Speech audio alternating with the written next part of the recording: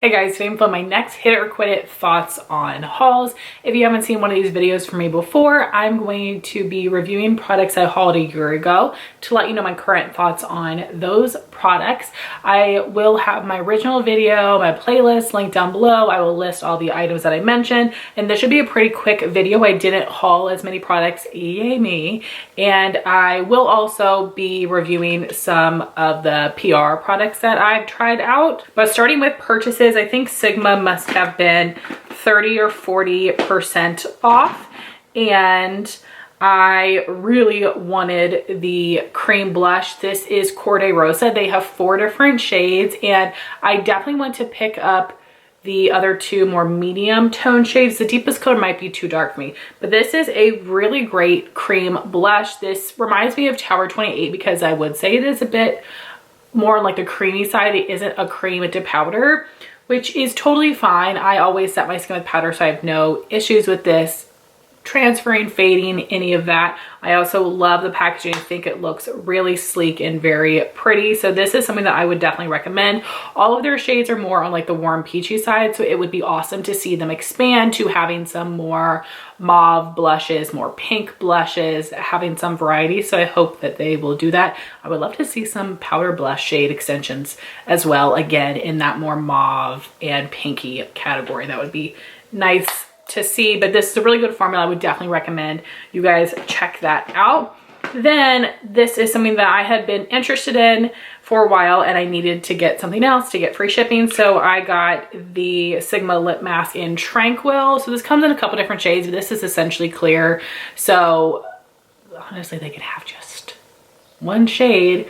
You get a ton of product in here, which is awesome, but this is not my favorite. I feel like this is a little bit thick, and which is fine because it's a mask, but it's also a bit sticky, which I don't enjoy. So if you like a thicker, more like tacky lip mask, you probably will enjoy this one. I do think it's hydrating, but the texture is just not my favorite. And I, as you can tell, have not reached for it very much. I definitely do prefer the Laneige lip sleeping mask. While that has no tint to it, it's just a little bit smoother on the lips, not as sticky. So it's something that I definitely want to get more use out of. I'm not ready to declutter it or anything, but it definitely is not my favorite lip hydrator. Also at the time they had a free gift, which is still in the box. I know, I need to switch up my face brushes.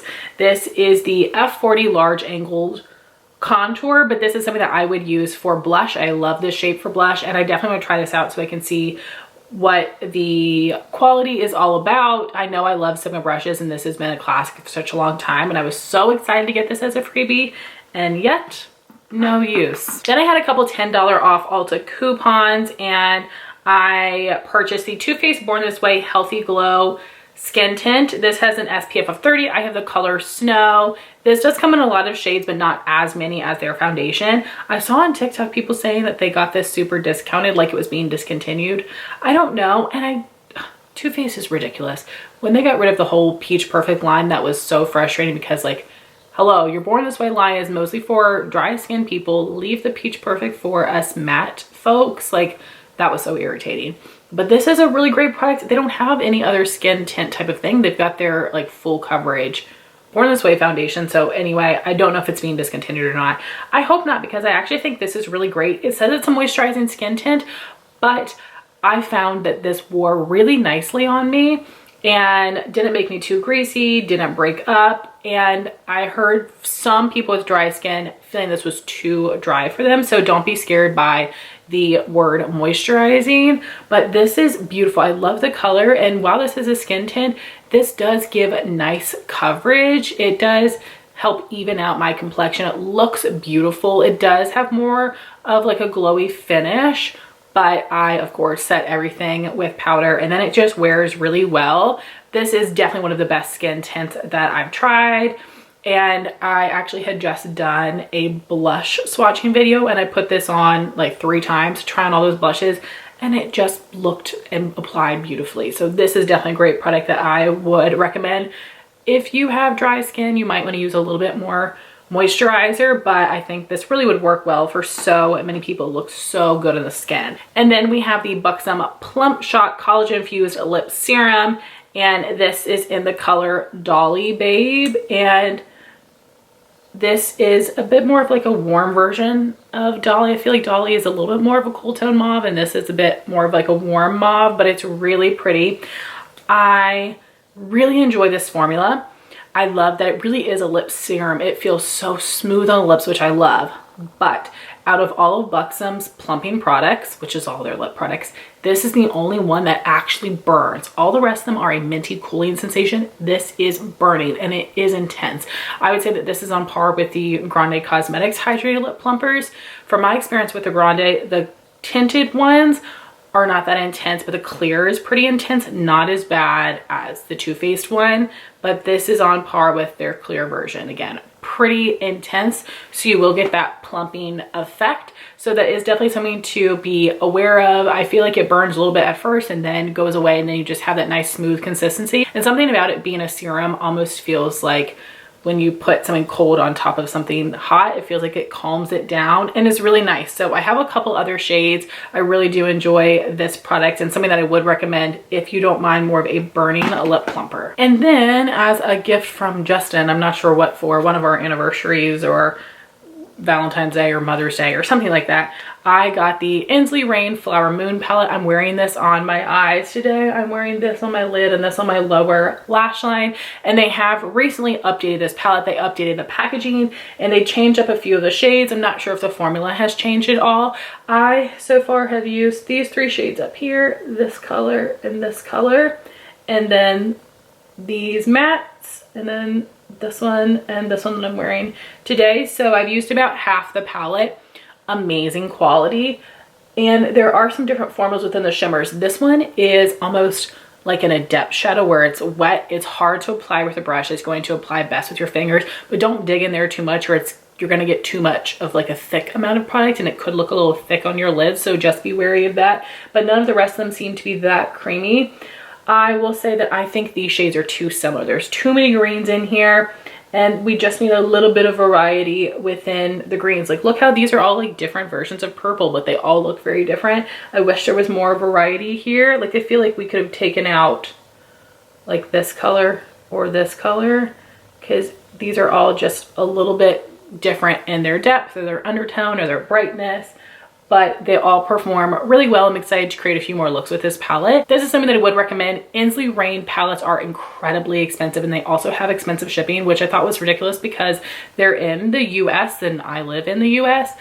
But I will say that their products are packaged very well. They're in a box that has the same design as their palette, and then that's inside of a box in a foam piece that is perfectly cut to fit the shape of the palette, and then that is in another box. So it is very secure, so that's great. I really appreciate that, but shipping, I want to say, is like $10–15, which is just too much. So I really want to get their Groovy Garden palette, but I'm waiting until either there's a second palette that I want, or if one of my friends wants to place an order with me so we can split the cost of shipping, because that is just too much, my friend. But it's a great quality palette that I would recommend.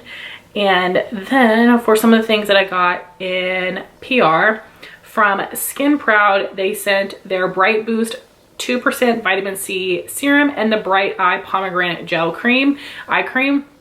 And I did do a brand review on Skin Proud that I will have linked for you. These are two of my favorite products. I think these are fantastic. That vitamin C serum is just as good as Ole Henriksen or any of the other really popular versions. It's fantastic. It has opaque packaging, which is supposed to like help the product not expire so quickly or oxidize so quickly, which I've heard can happen with vitamin C things. And that eye cream is fantastic. It's really nice and hydrating without being too heavy. It's perfect for under makeup. I also liked it at night. That is definitely something I would repurchase. I feel like I'm pretty picky about eye creams, although at this point there are like 5 or 6 that I really enjoy, and this is definitely the best affordable version. And you can buy these products at Walmart, so I definitely recommend them. And then from Lottie London, I did do a video with these products that I will link for you. I tried their matte setting spray, the under eye corrector, the fired up eyeshadow palette, their blending brush, clear brow gel, and the super fake mascara. I wasn't wowed by anything. I ended up giving all of these products to a friend. The under eye corrector I did find to be very similar to the Becca under eye corrector, but that is not my preference. I have oily under eyes, so something like a creamy consistency like that just creases a lot on me. So really, I prefer a liquid formula like the Melania Under Eye Brightener or the Huda Beauty Color Corrector that I'm using right now. So for my preference, I wouldn't recommend it, but I do think if you like that type of product that you would like that one. It comes with a bunch of product, comes in a couple different shades, and if you like the Becca, you will like that. The eyeshadow palette was just kind of mediocre. Blending brush was very good quality. The clear brow gel I didn't love. I feel like with the brush and the stopper in there that I wasn't able to get very much product on the applicator. And then the Super Fake Mascara. This is a really, really wet formula. It's a spiky brush, so just be careful when you're using it. And don't blink a whole ton or it's gonna make a mess. But I like wet formulas and I like plastic brushes. So I do think that the products were good, but did not blow me away. But I will say the friend that I gave them to, she, even though I didn't love the clear brow gel, it was her first time using something like that and she really liked it. And then from Influencer, I had gotten the IT Cosmetics Superhero Cream Shadow Sticks in Passionate Pearl and Silk Armor. You guys know I'm a shadow stick girl. And unfortunately, I did not like these. I found them to be sheer and then I really had to build them up. And you guys know me, I use my shadow sticks as a base, so they don't have to be like the most punchy thing ever. But I do expect like a certain level of pigmentation there. And to use these on their own, they would especially be disappointing. So I feel like if they're targeting a more mature audience that likes very simple natural makeup, this would be a really great, like easy pop on your lid shadow and go, which is great. And I think that they would probably like blend out easily because they're not as pigmented, but they just don't meet my makeup preferences. But they didn't crease on me, like the quality was fine, just not as pigmented as I like. So still Laura Mercier for the win, followed by Bobbi Brown. And guys, that is actually it. Those are my thoughts on all of the things that I brought into my collection this time last year. I would love to hear your thoughts if you've tried out the products. I would love to know your thoughts on Inslee Rain, what palettes you have from them. If there's anything else you think that I should get or pass on, I would love to hear your thoughts. I want to thank y'all so much for watching this video. Please like, comment, and subscribe, and I'll talk to you soon. Bye, guys.